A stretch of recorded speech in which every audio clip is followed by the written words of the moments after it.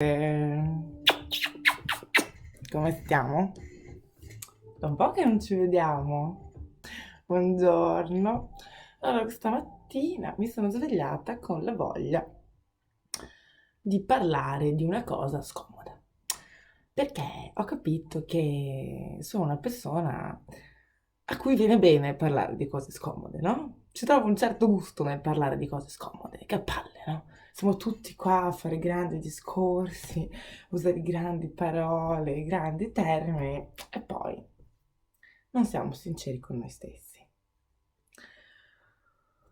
Io, raga, cioè, purtroppo vedo, non lo so, percepisco che tanta gente non è sincera con se stessa. Qual è il problema?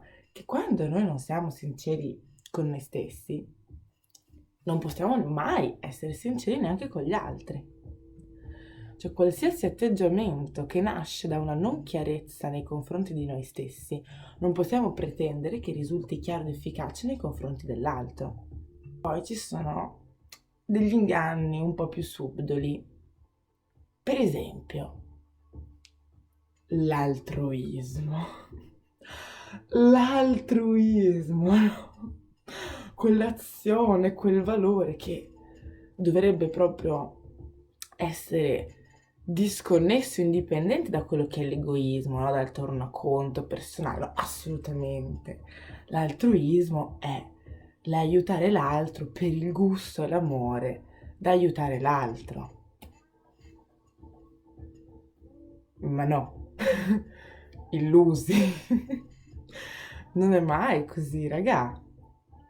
Cioè, allora, io mi ricordo una volta, ero piccina, e volevo andare a fare il clown per i bambini negli ospedali, no? E non mi ricordo che mi chiese, scusa, ma a parte che non potevo partecipare perché non avevo 18 anni e quindi poi mi mandarono a casa, vabbè. Mi dissero, ma perché lo vuoi fare, no? Raccontaci le tue motivazioni. E io dissi, ma sì, è vero che voglio aiutare i bambini, è vero, no, che voglio poterli sorridere, è vero che voglio portare felicità, no, ad altre persone meno fortunate di me, no, perché io i valori della vita, l'amicizia, no, tutte queste bellissime cose un po' borghesi anche, no? Però io comunque mi rendo conto che io cerco di aiutare gli altri per aiutare me. Cioè, in realtà è un aiuto che mi torna indietro. Cioè, mi rendo conto che se io non tornassi a casa felice per quello che ho fatto, io non lo farei.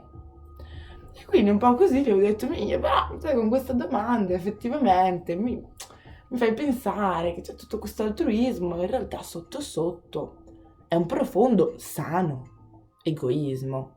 Così ho detto, effettivamente, comunque vai a casa perché non c'è 18 anni, vabbè. Anyways, vorrei ragionare un attimino su questo punto. Bisogna un attimo essere onesti. E l'onestà sta anche in questo, cioè capire che spesso noi abbiamo bisogno di aiutare l'altro e essere spettatori e partecipi del dolore dell'altro per poter relativizzare il nostro.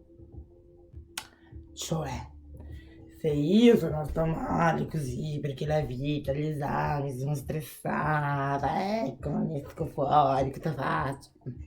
Io sono tutta in questo mood da cui non riesco a uscire. Nel momento in cui vado in ospedale da un bambino che ha la leucemia, mettiamo, cazzo, cioè, io relativizzo la mia sofferenza, vedo la tua e io mi sento un attimo meglio. Cioè, ciccia, no? Riapprezzi la tua vita in maniera diversa. E non c'è niente di male in tutto questo, però bisogna essere onesti. Cioè, nel senso, ammettiamolo, no? Oppure, anche quando noi ascoltiamo qualcuno, no? Noi siamo un po', cioè, ringalluzziti, no? Cioè, se io ho il mio matrimonio che sta andando benissimo, che poi abbiamo tutto da vedere, con mio marito che la sera mi porta a casa le rose, no? E la mia povera amica invece ha il marito stronzo, alcolizzato, anche senza cose gravi, semplicemente uno che non le dà attenzioni. Io che ricevo le rose, certo che ti vengo a consolare a te che c'hai il marito stronzo. Scherzi. Non vedo l'ora di consolarti per riconfermare quanto io sia fortunata nei tuoi confronti. Cioè, adesso ovviamente io lo sto un po' esagerando perché mi viene, perché mi fa ridere, perché dico le cose un po' scomode. Però sotto sotto è così, c'è proprio un meccanismo psicologico, no? Che quando noi aiutiamo qualcun altro e accogliamo anche la sofferenza di qualcun altro, psicologicamente noi siamo in una posizione predominante o comunque vincente rispetto alla persona che invece emotivamente è più fragile in questo momento. Quindi noi abbiamo un sentimento di sentirci più integri, no? Più in piedi, più in carne, perché l'altra persona relativamente è messa peggio di noi. Quindi noi ci relativizziamo e riusciamo a stare meglio con noi stessi. Benissimo. Però, raga, cioè, siamo onesti rispetto a questo e non marciamoci sopra. Perché purtroppo la gente se ne accorge. Cioè, se io mi accorgo che tu mi stai aiutando marciando sopra questo bisogno di autoaffermazione, a me suona male, Cicci. Mi suona male perché lo sento che il fondo dell'aiuto non è puro e anche l'egoismo è puro, raga, perché comunque è un volersi bene verso se stessi e di riflesso poi assolutamente c'è il volere bene all'altra persona, capito? Cioè, il fatto che poi ci sia un rendiconto personale non vuol dire che sia una cosa sporca, va benissimo, l'importante è l'onestà, è l'onestà che rende pura una cosa. Cosa vuol dire puro? Non vuol dire che non è sporco, vuol dire che è limpido, vuol dire che tu riesci a vedere cosa c'è dall'altra parte, vuol dire che è un lago d'acqua limpida, no? Che anche se ci sono detriti, rovine, no? Sotto l'acqua, tu le vedi, quello è puro, ma non perché sia perfetto, perché è chiaro, perché è onesto. È quella la purezza vera, non è la bellezza apparente, è la realtà. Quindi cosa succede? Che per aiutare l'altro ci vuole empatia. E se io aiuto l'altro senza empatia, io non sto veramente aiutando l'altro. Empatizzare cosa vuol dire? Empatizzare vuol dire che io accolgo la tua emozione, ok? Ma non posso pretendere di capirla. Questo è un punto molto sottile che vorrei soffermarmi giusto un attimino. Allora, mettiamo per esempio che io sto avendo una confidenza con una persona che mi sta raccontando la sua intimità, no? Si sta aprendo con me e mi sta raccontando delle esperienze emotive, reali che ha vissuto, sofferenze, emozioni, no? Io che l'ascolto e che la voglio consolare, no? Che voglio partecipare a questo suo benessere, voglio aiutarla. La prima cosa che dico è sì, e annuisco. Ti capisco. No, Vez, tu non mi puoi capire. Tu mi puoi compatire, ma non mi puoi capire. Non usare la mia sofferenza per autoaffermarti. Allora, capisco, ovviamente certo che possiamo dire capisco, no? Ma comunque, cioè, sto esagerando tutto, ma per far capire una cosa, che spesso, no, noi abbiamo la pretesa, davanti all'apertura emotiva di una persona, di dire capisco, cioè ti capisco, no? Sono con te. Il fatto è che noi non abbiamo bisogno di capire o aver vissuto la stessa cosa di quella persona per poterle stare vicino. Cioè, perché altrimenti noi potremmo aiutare persone o ascoltare persone solamente uguali a noi. Perché altrimenti se l'altro non lo capisci, non gli puoi stare vicino. Cioè io non potrei mai parlare con una donna che ha avuto dei bambini, con una donna sposata, con una donna che ha avuto relazioni più di un anno, perché io non l'ho mai vissuto.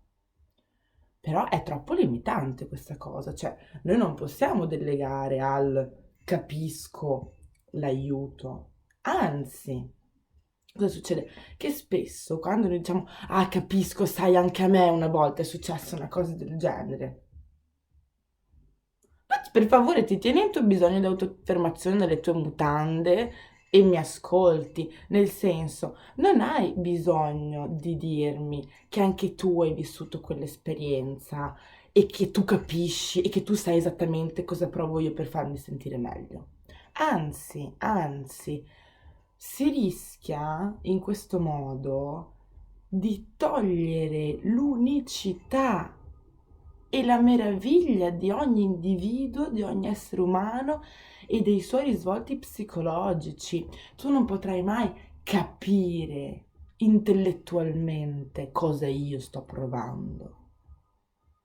Cavatelo, quell'annuire dicendo capisco. No, Beth, non hai capito. Non puoi capire. Puoi compatirmi. E pensa il potere, la libertà che ti dà il poter compatirmi, che ogni situazione che io ti racconto, tu puoi sentirmi e puoi accogliermi e puoi vibrare sulla mia stessa emozione senza il bisogno di capirmi o di aver vissuto la stessa cosa o di assimilare una tua esperienza alla mia, perché siamo due individui diversi che hanno fatto esperienze diverse e che la vivranno in maniera diversa, ma non per questo non possiamo entrare in risonanza ed è lì che allora ci aiutiamo. Chiaro? O almeno questo è quello che sento io. Cioè, a me dà estremamente fastidio quando mi si dice sì, sì, capisco, ho vissuto la stessa cosa. No, cioè, lasciami la mia indipendenza, lasciami l'unicità della mia emozione, della mia sofferenza anche. Non hai bisogno sempre di dire qualcosa di carino per starmi vicino. Mi basta anche solo che tu mi guardi, vedi che sono un po' triste, ti siedi vicino a me, stai anche solo un po' in silenzio vicino a me e entriamo in risonanza, è quello di cui noi abbiamo bisogno.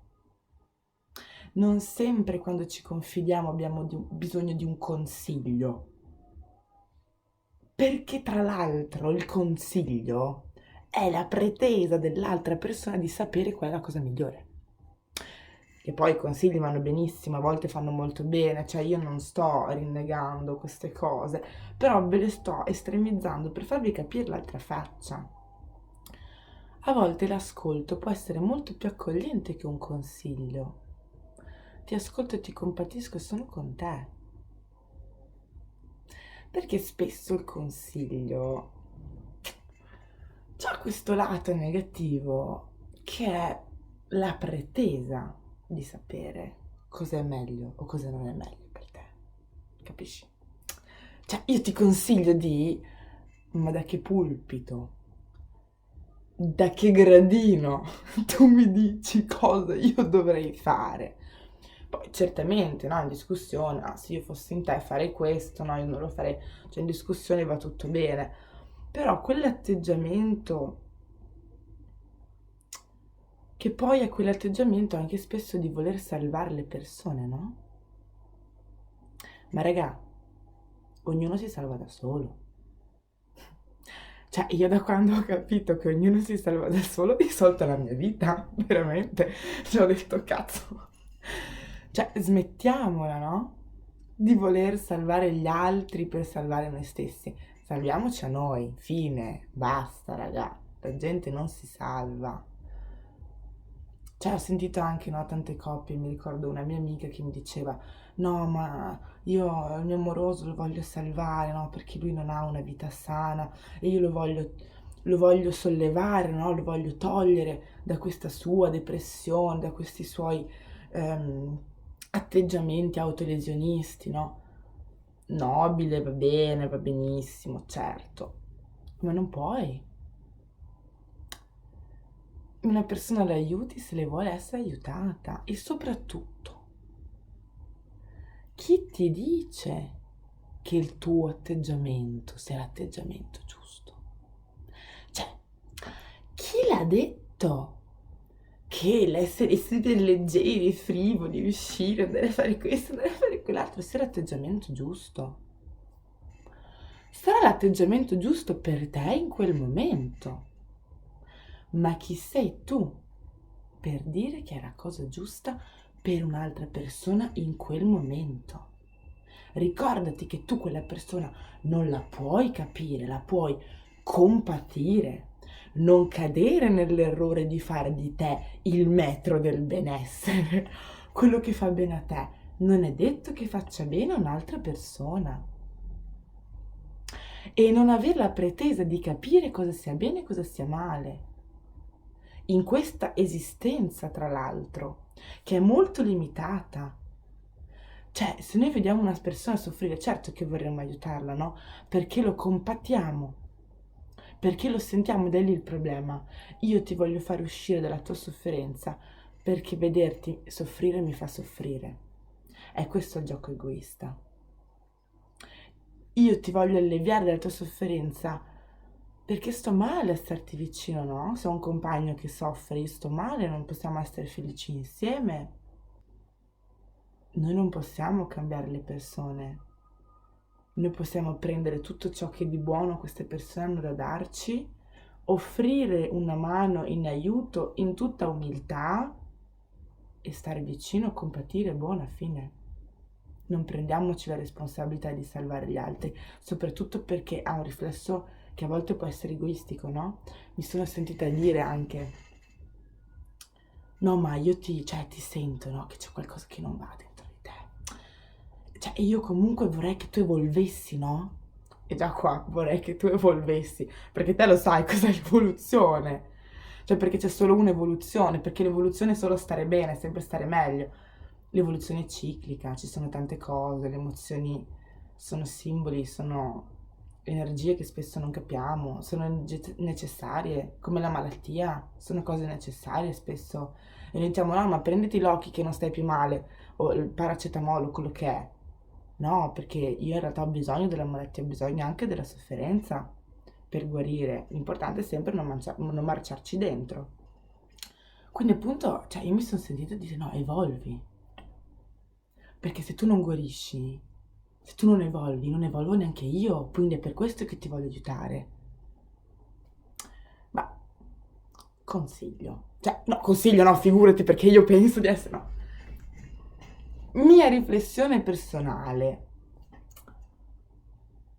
Ma al posto di cercare di evolvere attraverso me, o cercare di far evolvere me, o aiutare me, perché poi tu devi aiutare te stesso, ma aiuta te stesso.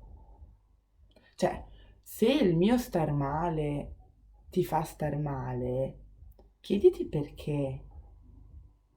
Deresponsabilizzati amorevolmente, sì con l'altro e sì vicino all'altro, ma senza la responsabilità dell'altro.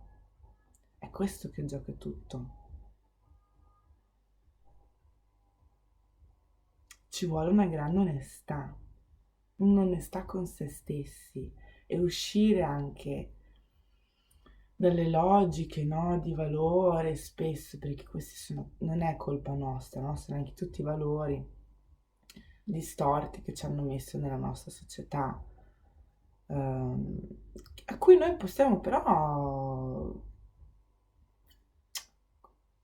insomma, possiamo giocarceli bene nel momento in cui siamo onesti con noi stessi.